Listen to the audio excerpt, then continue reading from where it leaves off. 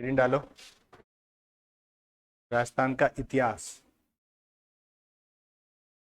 ऐतिहासिक घटनाएं, सबसे बड़ा पार्ट यही है जिसमें, हाँ, सबसे बड़ा पार्ट यही है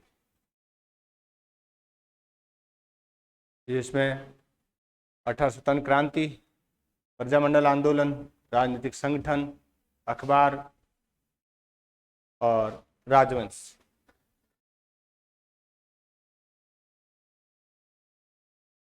नहीं नहीं, वो नहीं करना है। 11 से 13 सवाल वो तो प्रशासन आता है केवल। वो जो राजवंश कह रहे हैं वो क्या, हाँ वो राजवंश तो करेंगे। तो राजवंश तो कुइल वंश से शुरू करेंगे अपन, सबसे पुराना राजवंश है। लेकिन ये अभी नहीं कर रहे हैं, अभी मैं राजवंश लास्ट में करवाऊंगा, राजवंश अभी नहीं करवा रहा हूँ। राजवंश से मुश्किल से प्रश्न आते हैं 2 से 3 प्रश्न, वो भी फिक्स हैं। कुंभा से, सांगा से, महाराणा प्रताप से, कानड़ देव से, पृथ्वीराज चौहान से, जयपुर का मान सिंह से, मिर्जा राजा जय सिंह से, जोधपुर का चंद्रसेन से, मालदेव से, बीकानेर का राय सिंह, अनूप सिंह, और रणथंभौर से अमीर देव से। ये फिक्स, ये प्रश्न आते हैं। और ये कोई भी सिलेबस देखोगे ना, बड़े एग्जाम का सिलेबस, मतलब जैसे सेकंड ग्रेड का है, फर्स्ट ग्रेड का है, कॉलेज लेक्चरर का है, स्कूल लेक्चरर का है, आरएस का है। आरएस को छोड़ दो एक बार थोड़ा, तो इसके अलावा जितने भी एग्जाम है उसमें तो दे रखे हैं कि आपको क्या क्या पढ़ना है। सिलेबस स्पष्ट दिया हुआ है कि आपको मेवाड़ में क्या पढ़ना है। तो मेवाड़ में आपको पढ़ना है, कुंभा पढ़ना है, सांगा पढ़ना है, महाराणा प्रताप पढ़ना है, और बस महाराणा प्रताप तक है। और जय सिंह पढ़ना है, राज सिंह को पढ़ना है।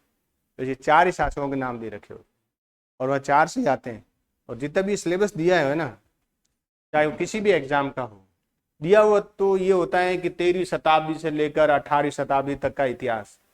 जबकि प्रश्न है 12वीं की किताब है इतिहास की, 12वीं क्लास की राजस्थान का इतिहास और संस्कृति नाम की किताब है, जो अब बाजार में नहीं है, स्कूलों से भी हट गई है।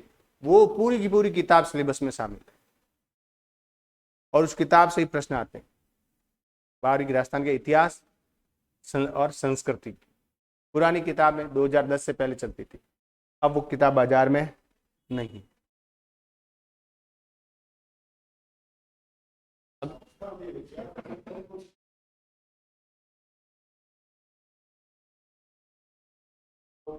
हाँ हाँ, बता रहा हूं तुम्हें। देखो, इतिहास का दो पार्ट है। इतिहास में 2 पार्ट करेंगे अपन। एक पार्ट है राजवंश, और एक है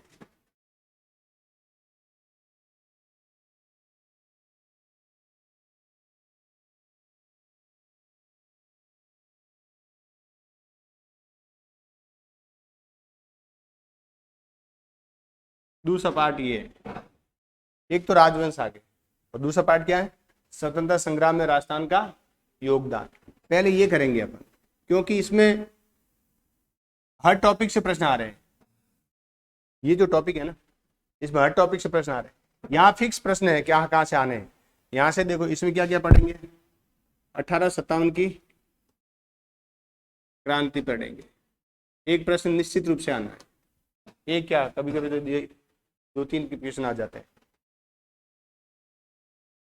राजनीतिक संगठन प्रश्न आता है। कुछ अखबार हैं जहां से प्रश्न फिक्स है, आता है। और प्रजामंडल है, यहाँ से 100% प्रश्न आता है। यानी 4 प्रश्न हैं, 4 टॉपिक, बड़े टॉपिक नहीं है ये, ज्यादा बड़े टॉपिक नहीं है, छोटे छोटे टॉपिक है चारों चार। ये बिल्कुल छोटा है, ये बिल्कुल छोटा है, ये थोड़ा बड़ा है, और ये थोड़ा बड़ा है। ये 4 टॉपिक करना है। इसी में जो महान पुरुष हैं, पुरुष और महिलाएं, सिलेबस में अलग से दिया हुआ होता है कि महान पुरुष और महिलाएं जहां से भी प्रश्न आता है। और ज्यादातर महापुरुष और महिलाएं यहीं से पूछते हैं। महापुरुष और महिला यहाँ पर भी है, किसमें, इस राजवंश में भी। जैसे कुंभा महापुरुष ही तो है, कर्णावती महापुरुष ही तो है, रानी पद्मिनी महान महिला है। लेकिन वहां से प्रश्न ज्यादा नहीं आते महान महिलाओं से पूछने से। यहाँ से माणिकलाल वर्मा के बारे में पूछ लिया, मोतीलाल तेजावत के बारे में पूछ लिया, गोकुल भाई भट्ट के बारे में पूछ लिया, हरिभा उपाध्याय के बारे में पूछ लिया। पूछे हुए प्रश्न जो बोल रहा हूँ, सारे प्रश्न पूछे हुए कुछ नहीं कुछ। तो ये हेडिंग डाल दो, स्वतंत्रता संग्राम में राजस्थान का योगदान। सिलेबस में देखोगे ना, बड़े एग्जाम के सिलेबस में, छोटे एग्जाम में तो इतना ही दे रखा है, राजस्थान का इतिहास, राजस्थान का इतिहास इतना ही दिया हुआ होता। अरे भाई राजस्थान के इतिहास जब कहेंगे ना तो कम से कम 5-6 किताबें हैं राजस्थान के इतिहास की। अब उसमें से आपको छांटना है कि क्या पढ़ना है। 5-6 किताबें पढ़ी जाती हैं क्या राजस्थान के इतिहास?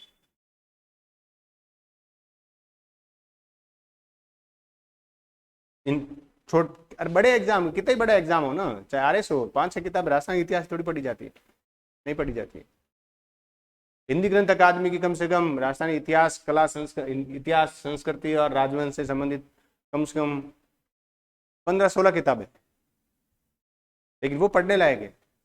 पतली पतली किताबें हैं, बढ़िया, कोई ज्यादा कचरा नहीं दे रखा है। तो ये इन टॉपिकों के नाम लिख लो। 1857 क्रांति, राजनीतिक,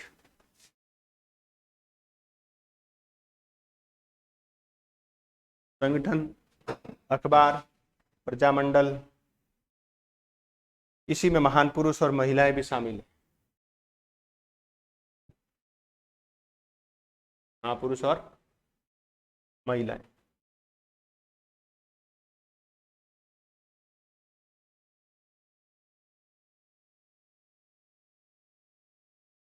पहला टॉपिक लिख दो, 1857 की क्रांति। 1857 की क्रांति।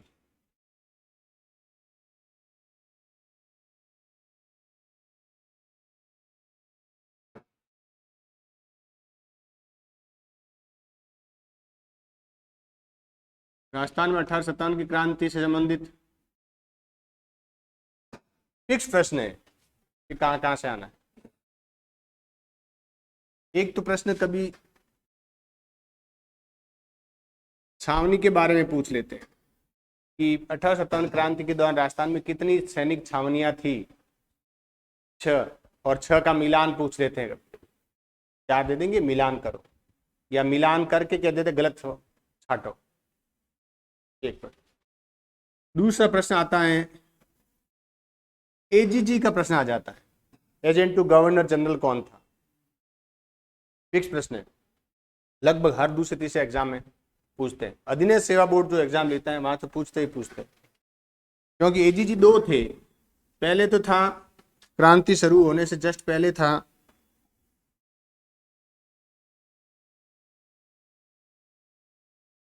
हेनरी लॉरेंस, और बाद में बना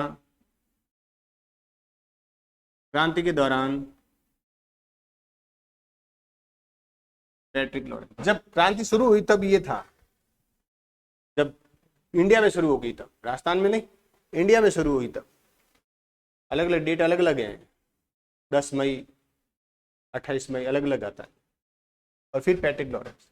ठीक, फिर क्या करते हैं, एक प्रश्न ये पूछते हैं कि पॉलिटिकल एजेंट और रियासत, किस रियासत में कौन पॉलिटिकल एजेंट था, ये पूछते क्रांति के दौरान। फिर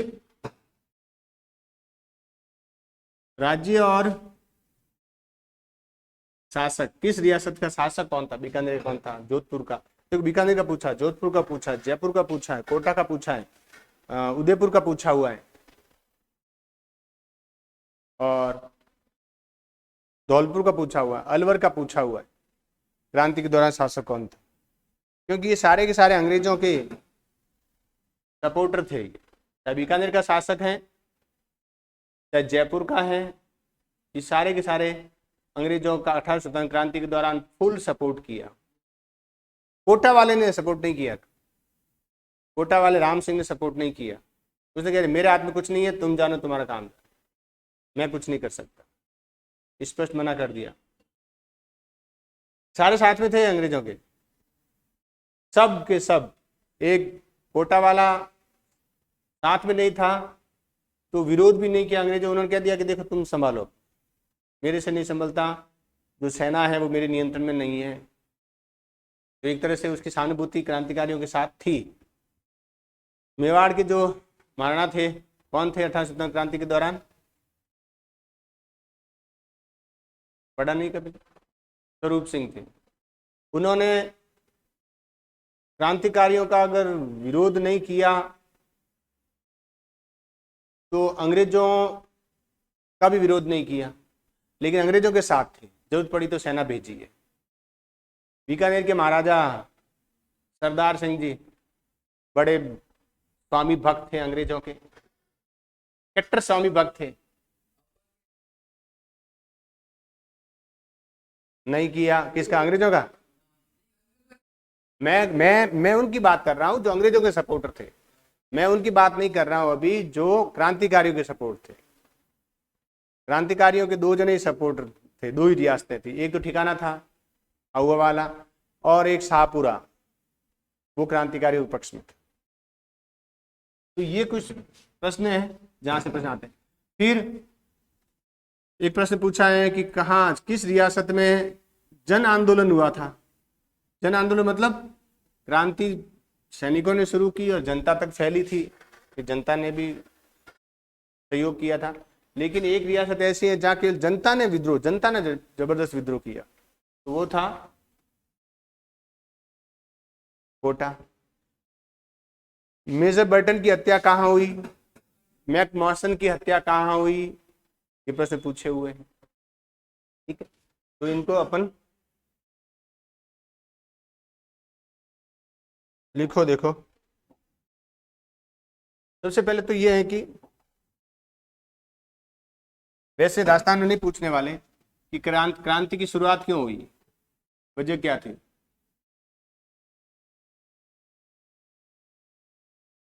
नहीं, राजस्थान के एग्जाम में नहीं पूछेंगे। तत्कालीन कारण इंडिया के संदर्भ में हो गए कोई, चलो देख लो। तत्कालीन कारण है चर्बी वाले कारतूस का उपयोग, वैसे पूछने वाले नहीं है। एसएससी और रेलवे और के एग्जाम पूछते। इसके अलावा विलय की नीति और सहायक संधि, ये बड़े कारणों में से एक है। लिखो। देखो, विलय की नीति का मतलब है कोई राजा है, राजा का बेटा नहीं है तो उसको कह दिया। और एक और है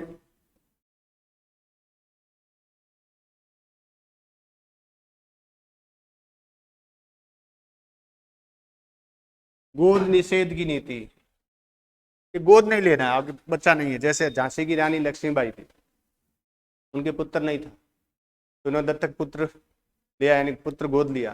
अंग्रेजों ने कहा नहीं, गोद वगैरह हमारा सिस्टम नहीं है। नियम ही बना दिया कि कोई भी गोद नहीं लेगा। उससे भी गोद कौन नहीं लेगा और कौन ले सकता है उन्होंने एक नियम बनाया था, वो इंडिया के संदर्भ में, अपने राजस्थान में काम का नहीं है। सहायक संधि कर ली कि या तो आप अंग्रेजों की,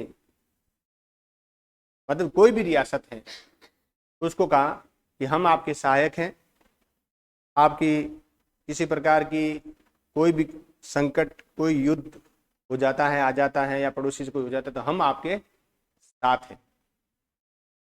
इसकी कई वजह हैं, कोई केवल एक वजह नहीं है कि अंग्रेजों ने इस वजह से सहायक संधि की।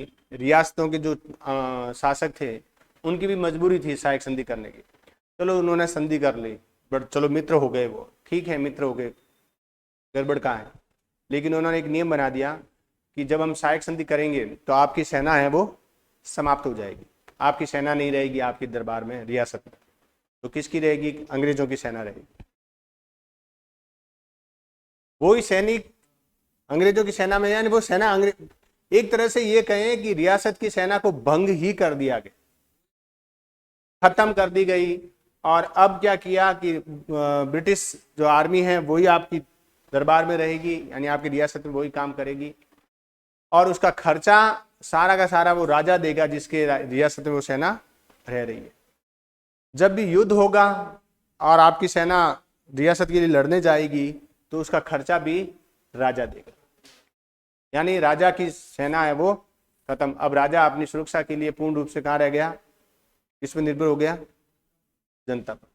यद्यपि ये जो सहायक संधि है राजस्थान में इतनी प्रभावी नहीं हुई थी, कि देशी रियासतें थी इनके साथ सहायक संधि तो सबके साथ हुई है, जितनी भी रियासतें हैं सबके साथ सहायक संधि की है, लेकिन वो इतनी ज्यादा प्रभावशाली नहीं थी। कहीं कहीं थी, अब बीकानेर के साथ क्या कुछ नहीं थी, सहायक संधि हुई है। कुछ रियासत जो पूरी राजस्थान की रियासतें थी, जो उपजाऊ रियासत थी, मेवाड़ रियासत है, उनके लिए सहायक संधि थोड़ी सी हानिकारक थी। बीकानेर और में जो छोटी जो मरुस्थल की रियासत थी उनके बारे में कुछ नहीं। तो और विलय की नीति, यानी आपको पुत्र गोद नहीं लेना है, तो अब आपकी रियासत का क्या होगा, ब्रिटिश साम्राज्य में विलय कर दिया। तो भी राजा कहाँ जाएगा, राजा को पैसा मंथली पेंशन दे दी, धार्मिक खर्च के लिए पैसे दे दिए, सामाजिक खर्च के लिए पैसे दे दिए, दान दक्षिणा देने के लिए उनको पैसे दे दिए कि इतने रुपए दान देने के लिए, इतने धार्मिक कार्यों के लिए इतनी आपकी ये पेंशन है दे दी। और इसकी वजह और सहायक संधि से सेनाएं खत्म हो गई। इससे धीरे धीरे क्या हुआ, शासकों में रोष उत्पन्न हो गया। शासकों में रोष उत्पन्न इतना नहीं हुआ जितना जो सेना भंग की थी उनमें हो गया। जमींदारों की जमींदारियां जब्त कर ली अंग्रेजों ने, बड़े जमींदार थे उनकी जमीनें वो, हाँ क्यों, क्योंकि पहले पहले क्या था, पहले क्या था कि शासक है वो पूर्ण रूप से जनता पर निर्भर है और अपनी सेना पर निर्भर है। अब उनको जनता से सेना से कोई मतलब नहीं है, तो उन्होंने टैक्स बढ़ा दिए। तो बहुत सारे कारण हैं, लेकिन राजस्थान के संदर्भ में ये कारण लागू नहीं होते, फिर भी इनको लिख लो। देखो तत्कालिक कारण ये है, चर्बी वाला कारतूस, विलय की नीति, सहायक संधि, गोद निषेध की नीति और चर्बी वाले कारतूस तत्कालिक कारण।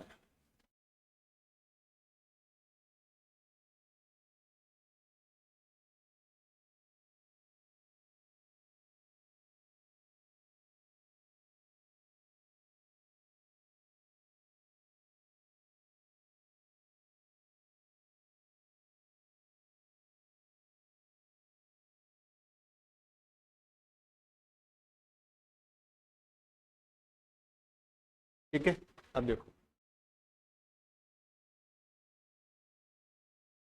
नसीराबाद से, राजस्थान में नसीराबाद से। अभी करेंगे इनको, पहले इनकी बैकग्राउंड देखो क्या क्या है, क्रांति से पहले की घटनाओं को देखो ताकि आगे समझने में आसानी रहेगी। देखो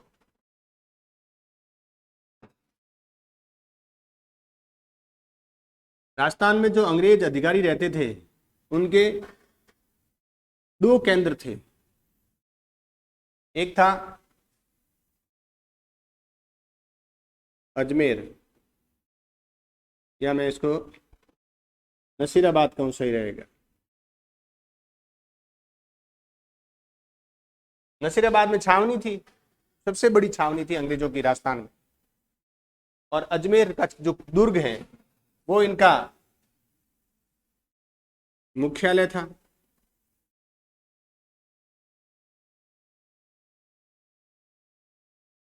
तो लिखो देखो, अजमेर ऑब्लिक करके लिख लिया नसीराबाद,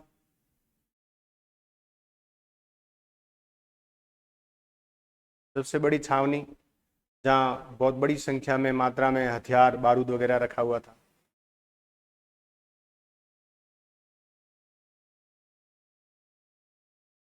और जो गवर्नर जनरल होता था, गवर्नर जनरल जो बाद में वायसराय कहा जाने लगा था, वो हमेशा कहाँ रहता था, अजमेर में रहता था। लेकिन गर्मियों में वो कहाँ जाता था,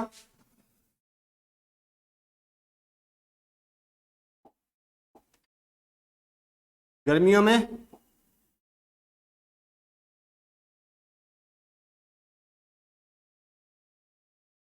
आबू में रहता था। तो 2 मुख्यालय हो गए, ये कौन सा, एक हो गया अजमेर और दूसरा हो गया आबू। और जो एजीजी होता था, agent to governor general, governor general का राजस्थान में प्रतिनिधि, एजेंट, एजीजी हमेशा ज्यादातर आबू में रहता था।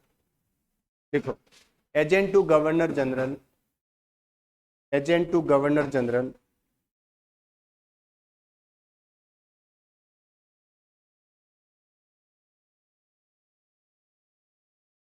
का मुख्यालय आबू में था।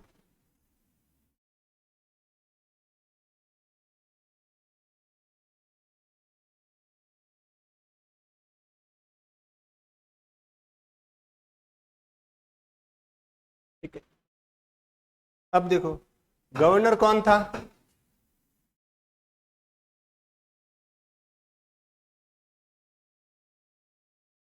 कौन था, हाँ गवर्नर, गवर्नर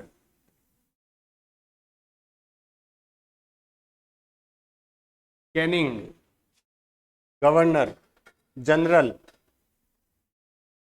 गवर्नर जनरल। क्रांति के बाद इसका नाम वायसराय कर दिया गया था। क्रांति के बाद गवर्नर का पद नाम बदल करके वायसराय कर दिया। क्या अंतर है, गवर्नर जनरल होता था वो कंपनी के प्रति उत्तरदायी है, इसकी नियुक्ति कौन कर रहा है, कंपनी कर रही है, लेकिन अनुमति कौन दे रहा है, संसद दे रही है, ब्रिटेन की संसद। लेकिन जो वायसराय बना अब उसकी नियुक्ति कौन कर रहा है, ब्रिटिश संसद कर रही है। और वो किसके प्रति उत्तरदायी है, ब्रिटिश संसद के प्रति उत्तरदायी है। कौन, वायसराय। केवल उत्तरदायित्व जो रेस्पॉन्सिबिलिटी है का डायरेक्शन है वो चेंज हुआ है, पहले कंपनी के प्रति था और अब वो संसद के प्रति हो गई, इतना ही अंतर है, बाकी वो सेम है। AGG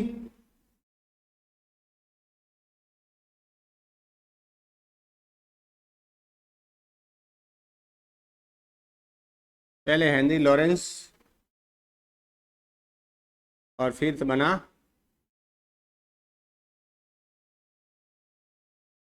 Patrick Lawrence.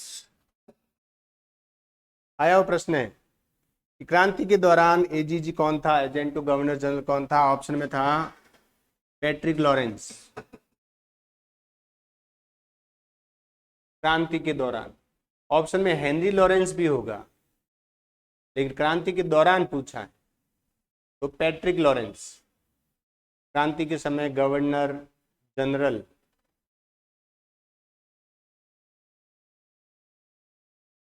Patrick Lawrence.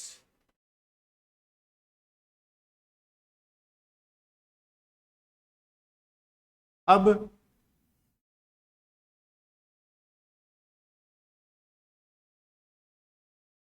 छावनियां कौन कौन सी थी,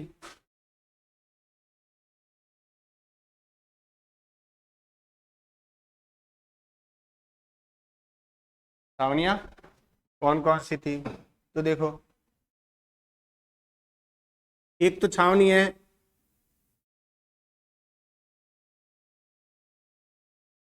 नसीराबाद, अजमेर में, नसीराबाद अजमेर में।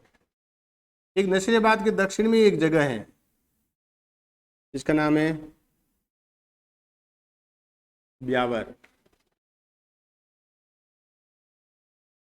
ब्यावर नसीराबाद में। फिर थोड़ा सा दक्षिण में जाएंगे उदयपुर में तो यहां आएगा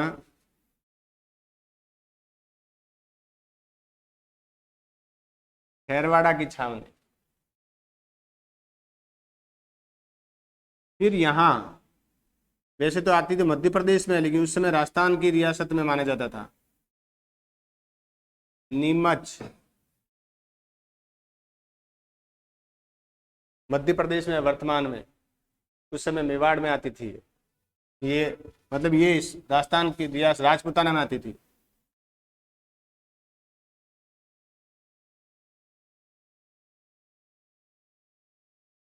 एरिनपुरा सिरोही, पाली में, पाली और सिरोही के बॉर्डर पर है एरिनपुरा, रेलवे स्टेशन भी है। कितनी हो गई? और देवली टोंक में क्या होगी ना? 4 2 6। इनके नाम लिखो।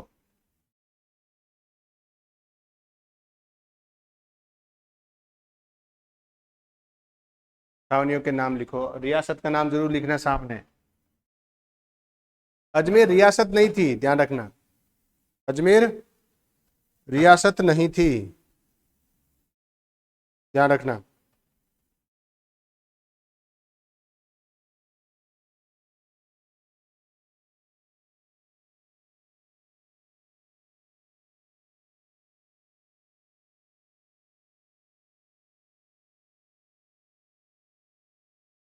अब कहां कहां क्रांति नहीं हुई?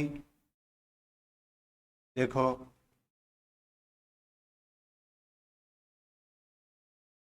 ब्यावर में क्रांति नहीं हुई, खेरवाड़ा में क्रांति नहीं हुई। यानी 2 छावनियां ऐसी थी जहां क्रांति नहीं हुई। ये यहां पर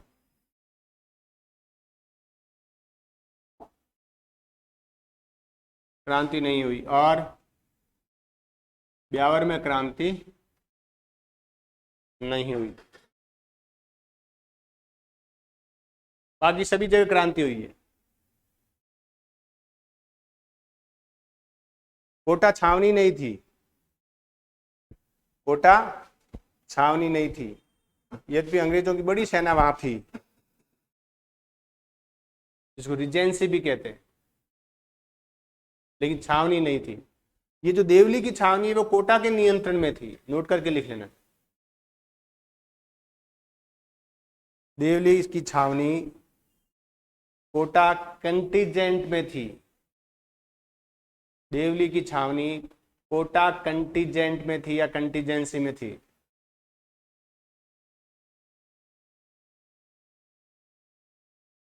खेरवाड़ा उदयपुर में है।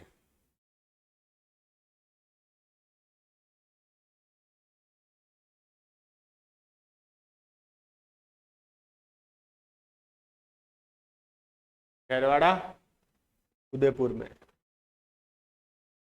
अब सबसे पहले विद्रोह कहां शुरू हुआ? सबसे पहले नसीराबाद। नोट करके लिख लो, नोट करके लिख लो। क्रांति की शुरुआत नसीराबाद में हुई 28 मई को।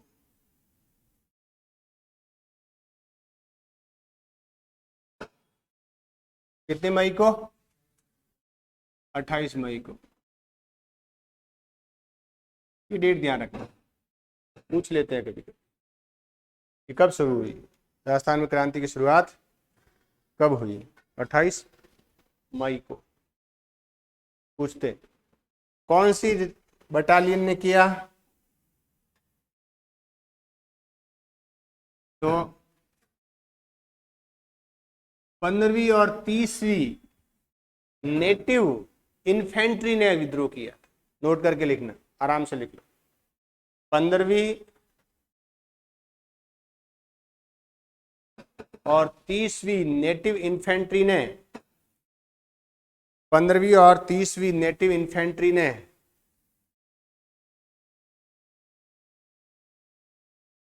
विद्रोह किया था। क्रांति, विद्रोह न लिख के क्रांति लिखें।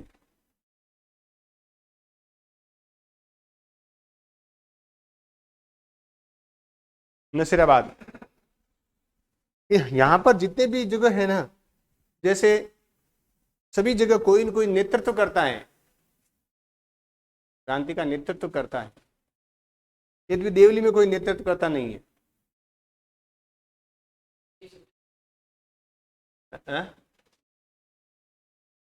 नहीं, यहां कोई लीडरशिप नहीं थी, बाकी सब जगह है। नीमच में है, हाँ, एडनपुरा में है, खैरवाड़ा में हुआ ही नहीं, विद्रोह ही नहीं हुआ। ब्यावर में कोई नेता नहीं था, वहां पर सैनिकों ने एक ने हमला किया तो सारे के सारे हो गए इकट्ठे। नसीराबाद में भी कोई ज्यादा कोई बड़ा नाम नहीं आ रहा है लीडर का, लेकिन एक नाम जरूर आ रहा है।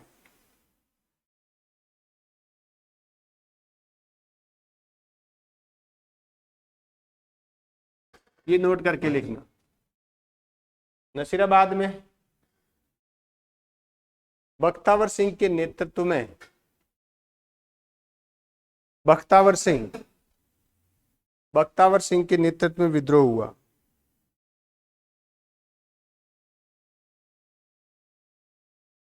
बख्तावर सिंह के नेतृत्व में विद्रोह हुआ।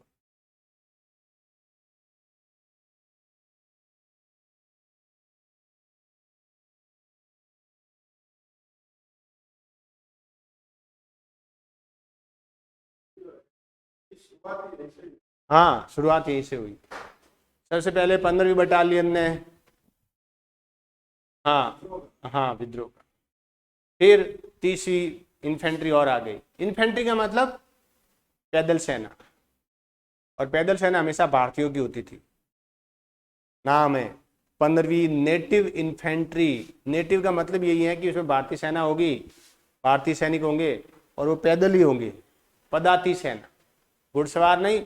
घुड़सवार तो अंग्रेजी होते थे हमेशा, ज्यादातर भारतीय भी होते हैं, लेकिन बहुत कम चांस है।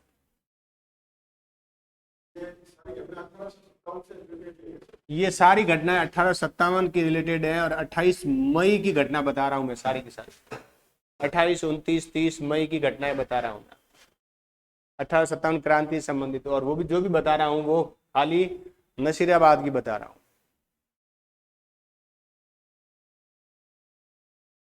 समझ गए? तो यहाँ विद्रोह हुआ, ब्यावर में हुआ, एरनपुरा में हुआ। एरनपुरा में क्या था देखो, एरनपुरा की घटना बड़ी मजेदार है। यहाँ मोतीराम,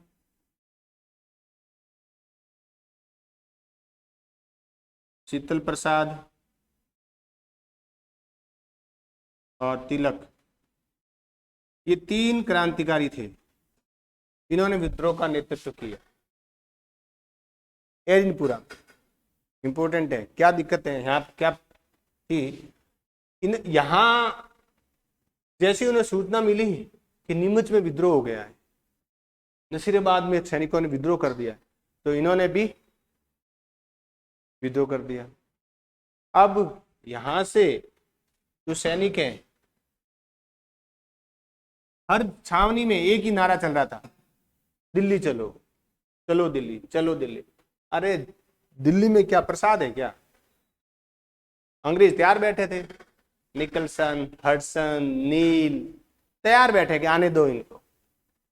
कहते हैं कि दिल्ली से लेकर इलाहाबाद के बीच में एक भी पेड़ ऐसा नहीं था जहां क्रांतिकारियों की लाशें नहीं लटक रही हो। एक एक पेड़ पर 15-15, 20-20 लाशों को लटकाया गया था, एक एक पेड़ पर, एक एक पेड़ पर लटकाया गया था। एक भी पेड़ खाली नहीं था। इतिहासकार कहते हैं ऐसा, कोई यूं नहीं आलू चालू किताबें नहीं, दिल्ली यूनिवर्सिटी की जो ऑथेंटिक बुक है उसमें लिखा हुआ है, एनसीईआरटी की बुक में लिखा हुआ है, क्योंकि एक भी पेड़ ऐसा नहीं था। और नील को तो बड़ा गर्व था कि मैंने क्रांतिकारियों को पेड़ पे फांसी लटका दिया।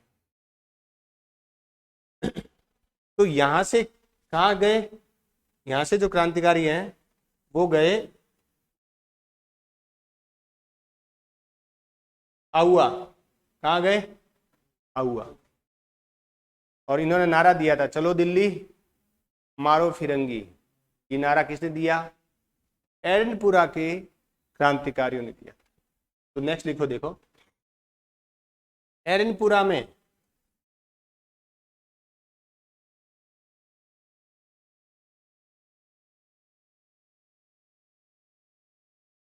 मोती, तिलक और शीतल, एरनपुरा में मोती, तिलक और शीतल, शॉर्ट में लिखना याद रहेगा, मोती, तिलक, शीतल। मोती का जो तिलक होता है ना वो शीतल होता है, शीतल होता है ना, मोती शीतल होता है हमेशा। तो मोती, तिलक, शीतल ने क्रांति का नेतृत्व किया।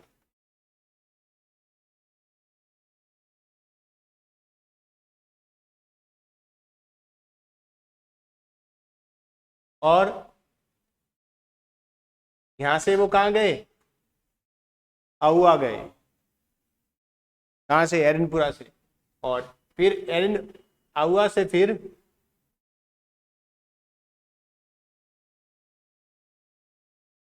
दिल्ली गए। और ये नारा कौन सा दिया, चलो दिल्ली नारो मारो फिरंगी, नोट करके लिख लो। एरनपुरा के सैनिकों ने, नहीं ये लिखने की जरूरत नहीं, ये लिखने की जरूरत नहीं। एरनपुरा के सैनिकों ने चलो दिल्ली मारो फिरंगी का नारा दिया।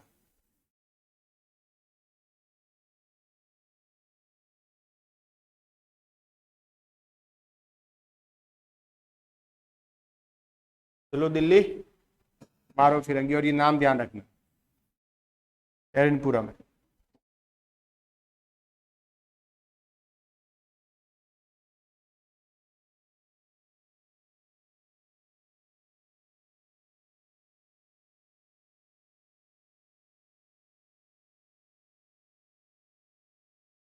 समझ गए, ध्यान रखना। अब जो नसीराबाद में विद्रोह हुआ ना, तो ये कुछ तो चले गए दिल्ली की ओर, कुछ हैं वो नीमच की ओर आ गए थे कुछ, लेकिन अधिकांश कहाँ गए, दिल्ली की ओर। जैसे ही नीमच को सूचना मिली कि नसीराबाद में सैनिकों ने विद्रोह कर दिया, तो 2 जून 1857 को नीमच के सैनिकों ने विद्रोह कर दिया। कब, 2 जून। और ये यहां से विद्रोह करके चले देवली, देवली से कोटा होते हुए दिल्ली। अब यहां ये घटना हुई थी, यहां पे अंग्रेज अधिकारी था कर्नल एबॉट, क्या नाम है, कर्नल एबॉट। सुबह सुबह की परेड हो रही थी, परेड समझते हो ना, सेना पुलिस की जो बटालियन होती है ना, उनकी सुबह सुबह, बॉर्डर वाले इलाके में नहीं होती है, वो सुबह शाम तो परेड ही करते हैं बेचारे।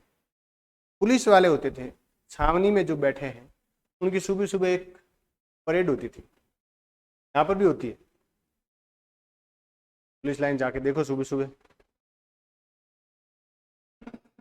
तो परेड के दौरान इसने कहा, क्योंकि सब जगह विद्रोह का माहौल बना हुआ है, तो इस अंग्रेज अधिकारी ने कहा कि आप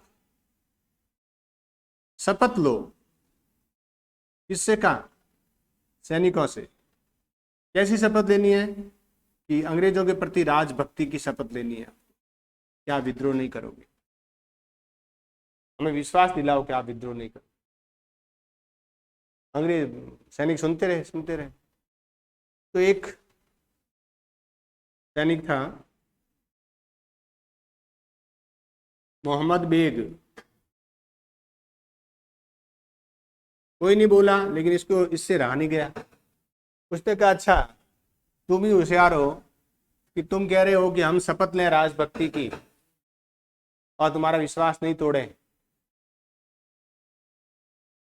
आपने अवध के साथ विश्वासघात नहीं किया था क्या, अवध के साथ, उत्तर प्रदेश में अवध है, ये बात किसने कही, मोहम्मद बेग ने कहा कि आपने अवध के साथ विश्वासघात नहीं किया।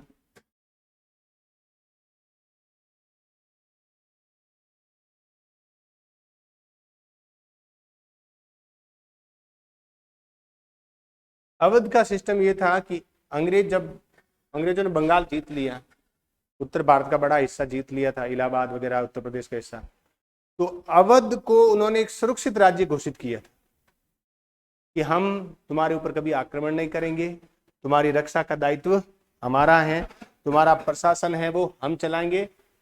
वहां का नवाब को कहा कि आप इजी रहो, टेंशन मत लो।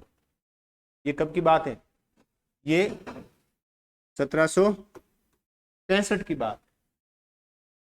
अवध के नवाब के साथ समझौता कर उसको बफर स्टेट घोषित कर दिया, ताकि अंग्रेजों को लगा कि अगर अवध की सुरक्षा करें तो उत्तर भारत का राज्य अपना सुरक्षित रहेगा, क्योंकि अवध बहुत बड़ा राज्य था उस दौरान, रियासत थी।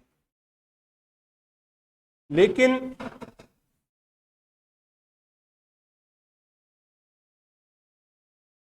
एक अंग्रेज अधिकारी गवर्नर था डलहौजी, उसने 1857 क्रांति जस्ट पहले का मतलब 1856 में अवध पर आरोप लगाया कि आपका प्रशासन सही नहीं है, आपकी व्यवस्था सही नहीं है।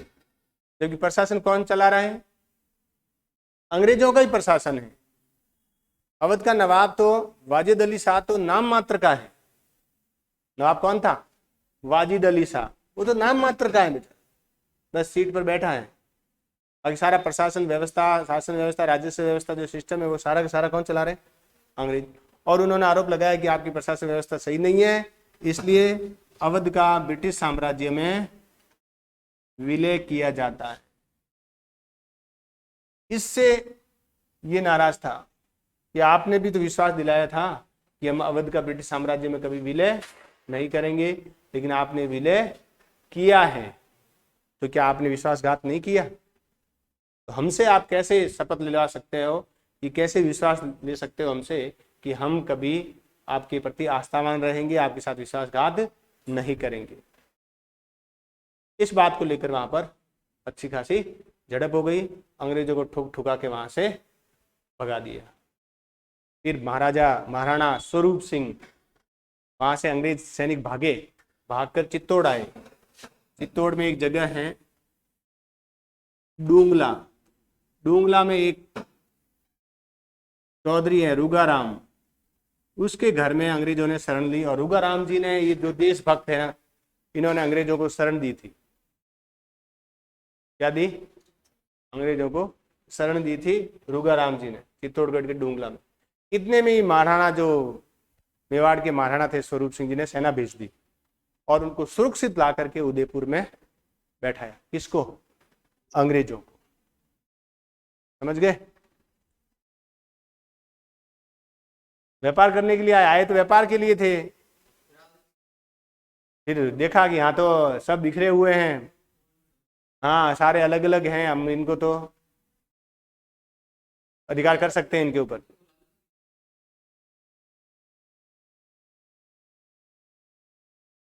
वो बहुत गौण चीज थी। उन्होंने देखा कि सारे बिखरे हुए हैं, कमजोर हैं, इनके पास कुछ है ही नहीं, तकनीकी नहीं है। तकनीकी की बात तो बहुत दूर की बात है, लेकिन थे कितने? गिने चुने लोग थे। लेकिन एकता का अभाव था। आज भी क्या है? एकता का अभाव है। अगर एक नहीं हुए ना तो भविष्य गर्त में है, बिल्कुल बर्बाद हो जाएगा। ये क्या, ये आए थे 1600 में कंपनी स्थापित हुई, हाँ नहीं अंग्रेज ब्रिटेन में, और 1607-8 में आने शुरू हुए थे।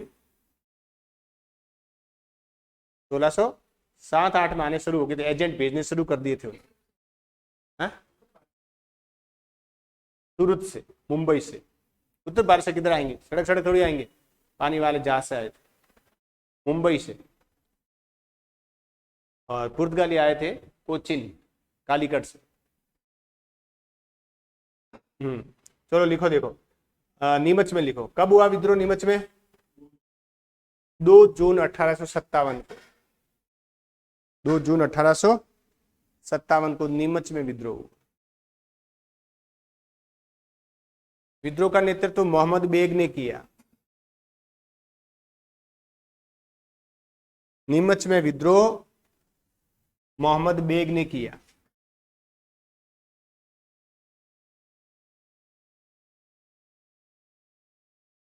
देखो नीमच में विद्रोह कब हुआ?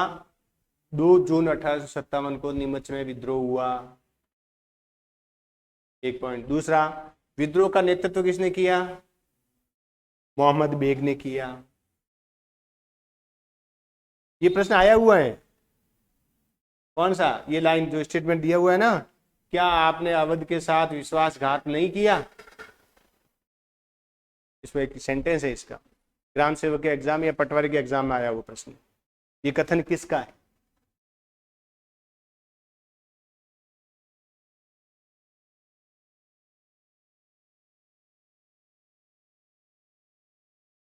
समझ गए? ध्यान रखना।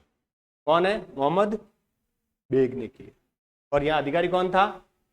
एबोट था। इससे झड़प हुई थी। इसी ने कहा था कि आप विश्वास रखना, ब्रिटिश आस्था यानी विश्वास तोड़ना मत, ब्रिटिश सरकार के प्रति राजभक्ति रखनी है।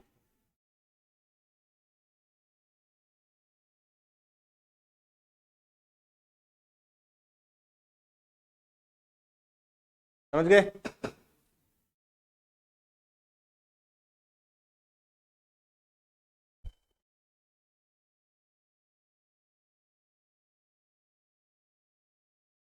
ये नहीं लिखना, ये नहीं लिखना। फिर लिखो, उदयपुर के महाराणा स्वरूप सिंह ने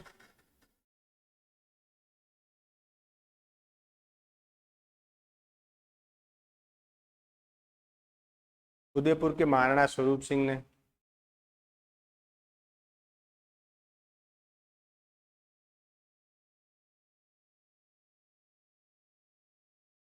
नीमच के सैन्य अधिकारियों को शरण दी। पिछोला झील देखा है? हाँ? उसके अंदर एक महल है ना, उस महल में दी थी। हाँ, अंग्रेज अधिकारियों को शरण दी थी। वहां एक महल, दो महल है, एक जग मंदिर है, एक जग निवास है। कौन? मानव निर्मित है। झीलें तो सारी मानव निर्मित होती है, एक दो को छोड़कर। जयसमंद को छोड़ दो। जयसमंद, सॉरी, जयसमंद भी तो मानव निर्मित है। हाँ, जयसमंद भी तो मानव निर्मित है। सबसे बड़ी झील है एशिया की जयसमंद झील, मीठे पानी की। झीलें तो मानव निर्मित ही होगी।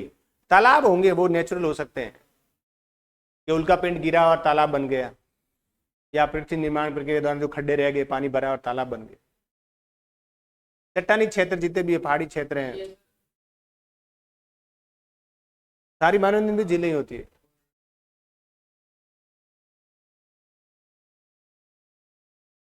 डल झील है, वुलर झील है, बहुत सारी झीलें, वेरीनाग झील है, सारी प्राकृतिक है सारी। चलो देखो, तो शरण किसने दी? महाराणा स्वरूप सिंह जी ने शरण दी।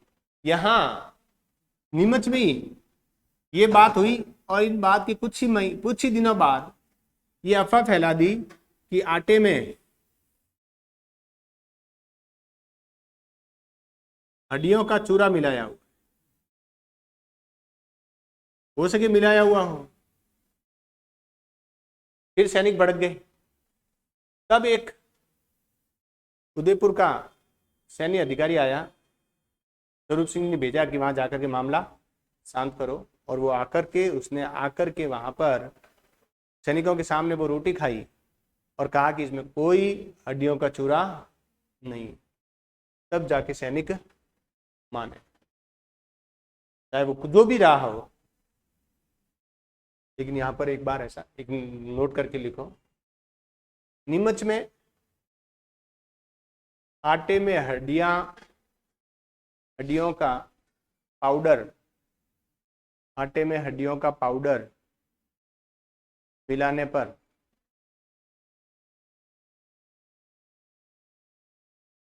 सैनिकों ने विरोध किया या विद्रोह किया। मिलाने पर सैनिकों ने विरोध किया या विद्रोह किया।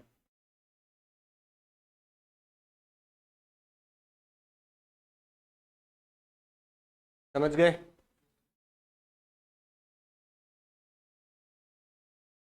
अब देखो, देवली में विद्रोह हुआ, कोई बड़ा योगदान नहीं है, ये भी दिल्ली की ओर चले गए। एरनपुरा से भी दिल्ली की ओर जा रहे हैं, नीमच वाले भी दिल्ली की ओर जा रहे हैं। सबसे बड़े दो विद्रोह हुए, एक तो हुआ आउवा में और एक हुआ कोटा में। ये बड़े इंपॉर्टेंट है, ये इंपॉर्टेंट है। अब देखो, जो 4-5 रियासतें हैं उनमें गड़बड़ होने के पीछे वहां का जो पॉलिटिकल एजेंट है उनकी बड़ी भूमिका रही है। इनकी पॉलिटिकल एजेंट की, उनके नाम लिखो। देखो, फिर कोटा और आउवा करेंगे क्योंकि वहां बड़ी घटना है, युद्ध हुए लंबे लंबे। देखो,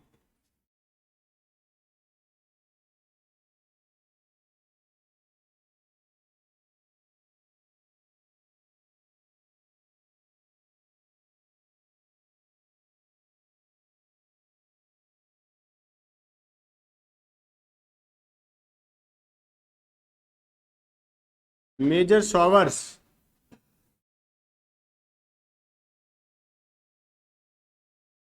ये उदयपुर का पॉलिटिकल एजेंट था।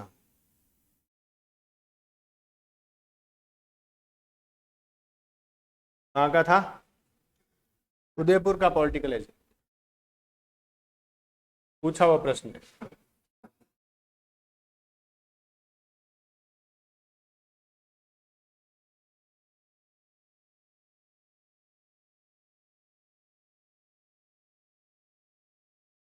मेजर एडन जयपुर का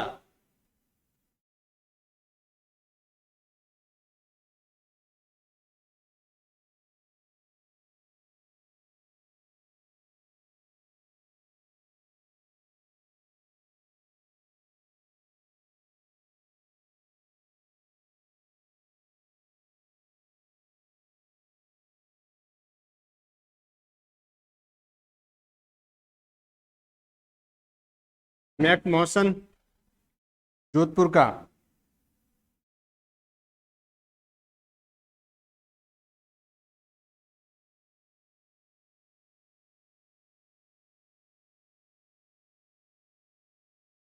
मेजर बर्टन कोटा का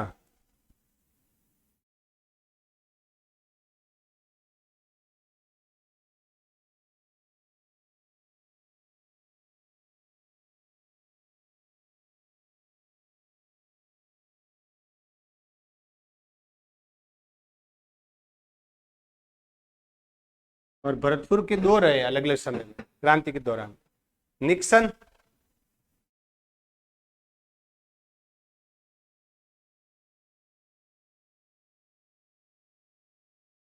और मॉरिसन।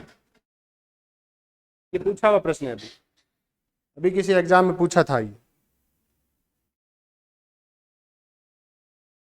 पर उसमें निक्सन ऑप्शन में नहीं था, मॉरिसन था ऑप्शन में।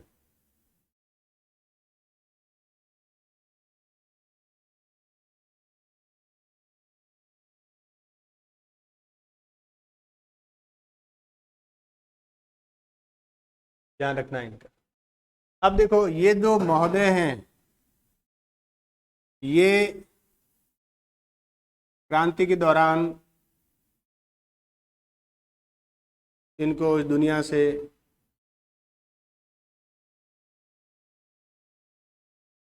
उठा दिया गया क्रांति के दौरान, समझ गया ना? हाँ, मैक मॉसन को तो मारा, ये बहुत फड़फड़ कर रहा था कि छोटे मोटे रियासतें, छोटा मोटा ठिकाना, आउवा का ठिकाना मेरा क्या बिगाड़ लेगा, मैं तो जोधपुर रियासत का, बड़ी रियासतों का मैं अंग्रेज अधिकारी और मैं अंग्रेज अधिकारी हूँ। वो आया आउवा और सैनिकों ने उसको, गांव के लोगों ने उसको पकड़ लिया। अब क्रांति, जब विद्रोह है तब सामने वाला कौन है? तू आया होगा, तोप लेके आया होगा, कहाँ चलती है तेरी तोपें? तू हाथ में आया बाद में, तो चलाता रहे तोप, तू तो गया काम से। तो इसको टिकाया, गर्दन काटी और आउवा के किले के मुख्य द्वार के ऊपर लटका दिया। आज भी कील ठोकी हुई है वहां पर, इतनी बड़ी बड़ी वाली कील होती है जिसको गुलमेख कहते हैं, मोटी मोटी कील जिसके ऊपर इतनी बड़ी टोपी होती है, ऊपर ठोकी हुई है एकदम ऊपर किले के मुख्य द्वार के, वहां ठोक किला ठोक और वहां लटका दी होगी। इधर मेजर बर्टन कोटा का पॉलिटिकल एजेंट, अपने आप को राजा से कम नहीं समझता था कि मैं ही हूँ इसका दुनिया का करता धरता हरता मैं ही हूँ। राम सिंह जी ने कहा कि बेटा तू बाहर मत जाना, ध्यान रखना, मेरी तेरी सुरक्षा की कोई गारंटी नहीं है, क्योंकि कुछ नहीं होगा। शाम को निकला गश्त पे, बाहर तैयार बैठा हरदयाल, मेहराब खां, उनको पहले ही पता था। एक्चुअली कोई घटना हो गई थी, जो हरदयाल क्रांतिकारी है, सूबेदार है, सेना में सूबेदार पद पर था, और एक मेहराब खां, ये अंग्रेजों के कट्टर विरोधी थे और कोटा में जो क्रांति का नेतृत्व है यही कर रहे थे। इनके साथ और भी था, रतनलाल भी था एक। तो उन्होंने इसको मेजर बर्टन को सूचना पहुंच गई कि ये लोग हैं वो सैनिक अधिकारी हैं वो गड़बड़ कर रहे हैं। मेजर बर्टन ने राम सिंह जी से कहा कि तुम ये जो 3-4 सैनिक हैं इनको सेना से बाहर करो और उनको कैद करो। ये बात मेजर बर्टन, राम सिंह जी और एक उनका दीवान था, तो दीवान 3 जनों के बीच में हुई ये बात। ये कोई कथा नहीं है, ये रियल कहानी है, तत्कालीन हिस्ट्री में लिखी हुई, जब उस समय लिखी गई। ये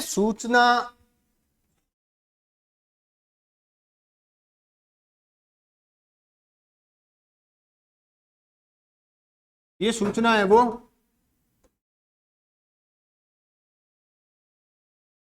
मेहराब खां रतनलाल के पास पहुंच गई, जिसमें मुख्य रूप से ये सक्रिय भूमिका में थे, और भी थे इनके साथ, उनके पास पहुंच गई। अब सूचना कौन पहुंचाएगा?